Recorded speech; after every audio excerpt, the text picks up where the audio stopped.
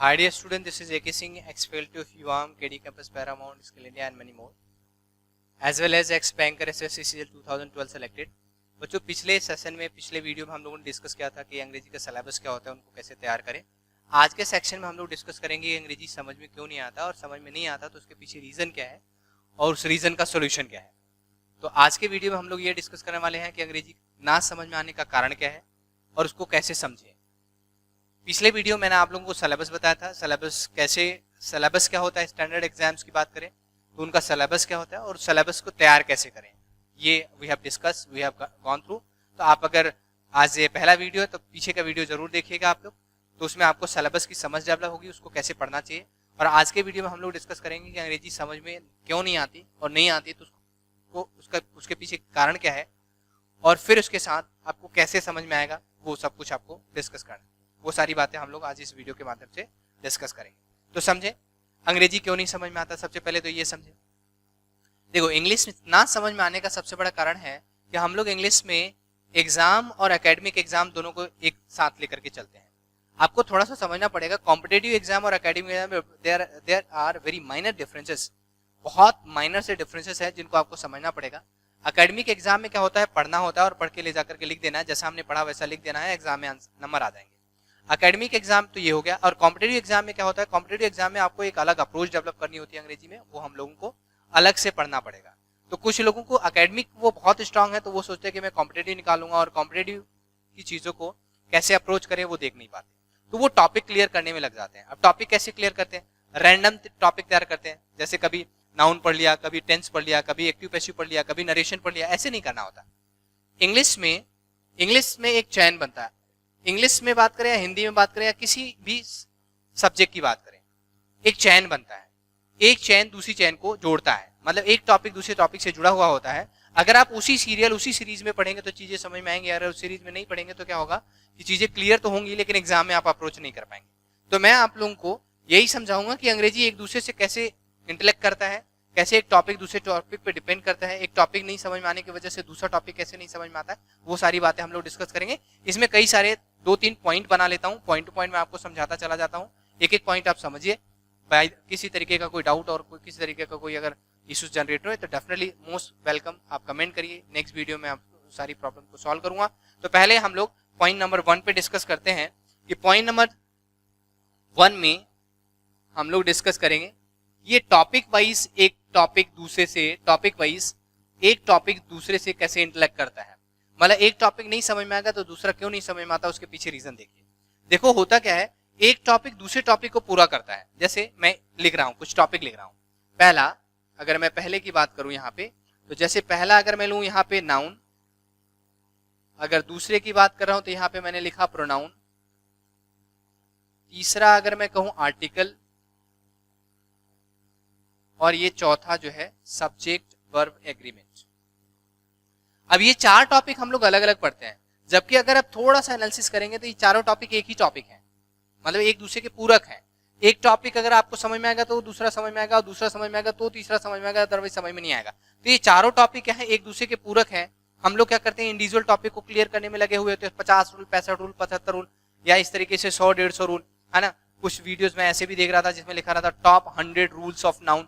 अरे 100 रूल्स अगर नाउन के पढ़ लिए तो 20-25 टॉपिक होंगे, तो लगभग 3-4 हजार रूल आप पढ़ोगे, और 3-4 हजार रूल प्रैक्टिकली अगर आप समझे, मान के चलो 100-200-500 रूल की अगर मैं बात करूं, 500 रूल भी अगर मैं बात करूं तो प्रैक्टिकली सोच के देखिए क्या 500 रूल आप रट सकते हैं। और मान लो रट भी लिया, इस बात की क्या गारंटी है कि जब एग्जाम में बैठेंगे तो उसी रूल से एग्जाम में क्वेश्चन आ जाएगा और आपको याद आ जाएगा वो रूल। तो रूल पे अपन को काम नहीं करना है, अपन को कंसेप्ट को समझना है। टॉपिक क्लियर किया और टॉपिक के साथ साथ उन सारे टॉपिक्स को ही साथ क्लियर किया जो एक दूसरे के पूरक है।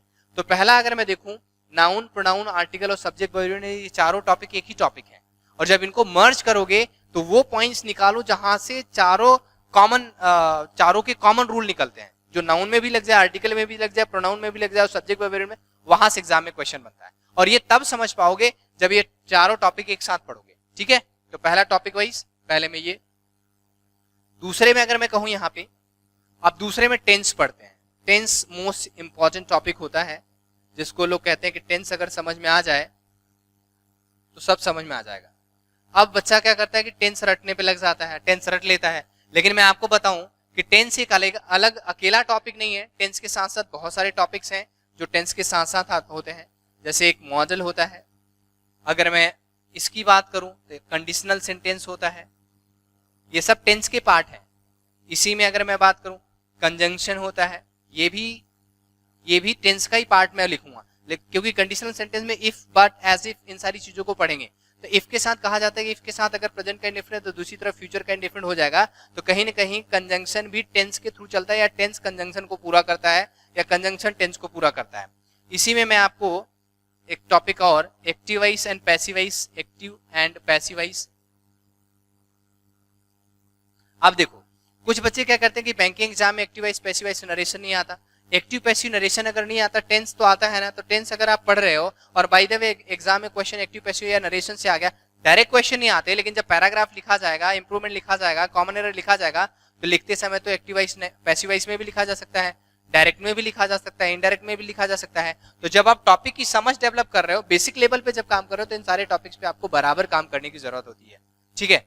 और इसी में आता है जिसको मैं बोलूंगा डायरेक्ट एंड इनडायरेक्ट, जिसको नरेशन बोलते हैं, डायरेक्ट एंड इनडायरेक्ट। ये सारे टॉपिक एक ही टॉपिक है। अब देखो क्या होता है, हमसे गलती क्या होती है, हम कभी टेंस पढ़ रहे होते, कभी एक्टिव पैसिव पढ़ रहे होते, कभी मॉडल पढ़ रहे होते, कभी डायरेक्ट इनडायरेक्ट पढ़ रहे होते। एक एक अलग अलग आपको क्लियर करने की जरूरत नहीं है, क्योंकि अलग अलग एग्जाम में क्वेश्चन नहीं आएगा। पहले क्या होता था कि एकेडमिक एग्जाम में बात करते, एकेडमिक एग्जाम में क्लियर रहता था कि 5 एक्टिव वॉइस पैसिव वॉइस आएंगे, 5 नरेशन आएंगे, मॉडल से 3 क्वेश्चन आएंगे, तो आपको वो ऐसे तैयार करके जाना होता है। अब यहाँ पे कॉम्पिटेटिव एग्जाम में क्या होता है, यहाँ पे बिल्कुल क्लियर कट नहीं है कि कहाँ से कितना क्वेश्चन आने वाला है, तो आपको पूरा तैयार करना पड़ेगा। वहां पे एक सीधा सा लिख दिया जाएगा टेंस, है ना, टेंस लिख दिया गया। अब टेंस अगर आपको समझना है तो टेंस को समझने के साथ साथ ये सारे टॉपिक भी आपको समझ में आने चाहिए, जो हम लोग नहीं समझते। कुछ एक एग्जाम्स ऐसे हैं जहां पे जैसे मैं बात करूं, अगर आपको रीड की बात करूं तो उसमें लिख दिया कंडीशनल कंजंक्शन। अब कंडीशनल कंजंक्शन लिख दिया तो बच्चा क्या करेगा, कंजंक्शन तैयार करेगा, लेकिन कंजंक्शन तो तभी पूरा होगा ना जब टेंस पूरा होगा। कंजंक्शन में अगर कह दिया गया कि एज इफ से जो सेंटेंस, एज इफ से अगर कोई सेंटेंस जुड़ता है तो पहली तरफ प्रेजेंट का इंडिफरेंट होता है, दूसरी तरफ पास्ट का इंडिफरेंट होता है, तो आपको प्रेजेंट इंडिफरेंट पास्ट इंडिफरेंट पहले तो पता होना चाहिए, ठीक है। तो आपको ये सारे टॉपिक्स एक ही टॉपिक है। तीसरे पार्ट में अगर मैं आऊं तो तीसरे पार्ट में एक पार्ट मैं बनाता हूं यहाँ पे, जैसे मैंने लिखा एक एडजेक्टिव, एडजेक्टिव एक टॉपिक हो गया। इसी का होता है बच्चों एडवर्ब,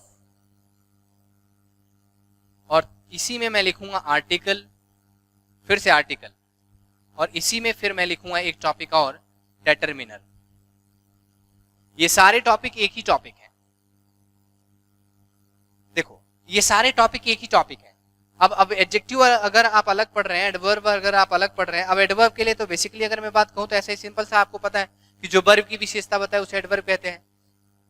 लेकिन जब आप सबको मिला के पढ़ेंगे तो ऐसा आएगा कि एडजेक्टिव वह शब्द होता है जो नाउन प्रोनाउन की विशेषता बताता है, इसका मतलब बाकी सबकी जो विशेषता बताता होगा वो एडवर्ब होगा। तो एडजेक्टिव और एडवर्ब दोनों को आपको समझना पड़ेगा। अगर आप पढ़ रहे हैं कि एडजेक्टिव की सुपरलेटिव डिग्री के पहले आर्टिकल द लगता है, फिर आगे वही रूल लिखा जाएगा एडवर्ब में कि यदि एडजेक्टिव की superlative degree as a adverb काम करे तो उसके पहले आर्टिकल द नहीं लगता। तो इसका मतलब नहीं कि ये रूल समझने के लिए आपको एडजेक्टिव समझ में आना जरूरी होता है। आर्टिकल का टॉपिक अगर पढ़ रहे हैं तो आर्टिकल के टॉपिक में पढ़ेंगे कि एडजेक्टिव की सुपरलेटिव डिग्री के पहले आर्टिकल द लगता है, लेकिन जब वही एडवर्ब के टॉपिक में जाएंगे तो आप कहेंगे कि यदि एडजेक्टिव की सुपरलेटिव डिग्री किसी नाउन की विशेषता बता रहा है तब तो आर्टिकल द लगेगा, लेकिन एज अ एडवर्ब काम कर रहा है तो उसके पहले आर्टिकल द नहीं लगना चाहिए। ये सारे पॉइंट समझने के लिए आपको ये सारे टॉपिक समझ में आना चाहिए, एडजेक्टिव भी समझ में आना चाहिए, एडवर्ब और आर्टिकल डिटरमिनर सब समझ में आना चाहिए, ठीक है। चौथे पॉइंट पे मैं आपको यहाँ पे बताऊंगा, चौथे पॉइंट पे 4 पॉइंट पे एक पार्ट आएगा जिसको मैं बोलूंगा प्रपोजिशन। चलो प्रपोजिशन में एक तो प्रपोजिशन हो जाता है, फिर इसी में एक आता है फिक्स प्रपोजिशन, जहां से एग्जाम में क्वेश्चन बनते हैं बहुत सारे। प्रपोजिशन का नॉर्मली मतलब क्या होता है, जैसे बच्चे पढ़ लेते हैं इन का मतलब कहाँ होगा, on, in, on, at, between, among, along, इस तरीके से क्वेश्चन देख लेते हैं कि कहाँ पे आएंगे। वहां से एग्जाम में क्वेश्चन नहीं आते, क्वेश्चन आते हैं जैसे फिक्स प्रपोजिशन से आएंगे। इसी में एक आता है फ्रेजल वर्ब,